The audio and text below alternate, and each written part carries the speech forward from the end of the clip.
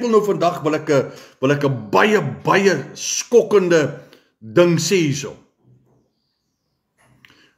Wat die tradisionele kerk ons geleer het, wat onskriftuurlik is. As dit kom, ons praat nou van hy in my en ek in hom, ons praat van die brood wat gebreek word, wat sy liggaam is, ons praat van die nagmaal, die bloed. Ok, nou kom ek wil jou gou iets vra. Wat is die doel van die bloed? Hierdie is nou, ek kom nou met 'n draai. Wat is die doel van die bloed van Jesus? Tik vir my hierso in die comments as jy weet wat dit.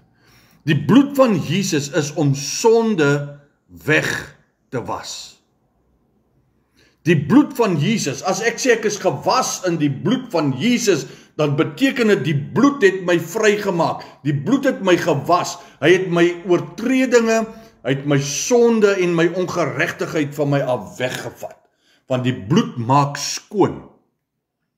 As ons wil gaan kyk waarvoor die bloed aangewend word, dan sien ons in die Ou Testament, sien ons dat wanneer die priesters die skaap geslag het, of die bok geslag het hulle die bloed gevat en hulle dit gesmeer aan die horings en die offeraltaar, het hulle die bloed gebreek gevat met die bossies, kruie wat hulle gehad het, en dan het hulle die ouens gesprinkel so, en dit is waar die skoonmaak, simbolisering, metafories plaasgevind het.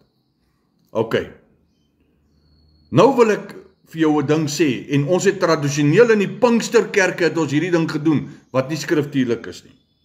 Ons het alles onder die bloed gaan pleit. Ons het die kar onder die bloed gepleit, die hond onder die bloed gepleit, die papegaai onder die bloed gepleit, ons het die motorbike, die huis, alles het ons onder die bloed gaan pleit, en ons het gesê die bloed beskerm, want ons is nie reg geleer van die begin af nie. En as jy dit wil doen, doen dit. Ek wil jou vrymaak van 'n tradisionele denkpatroon. As die bloed beskerm, hier's my vraag, en ek wil jy moet my vraag antwoord. As die bloed dan beskerm, kyk, moenie die krag van die bloed onderskat nie.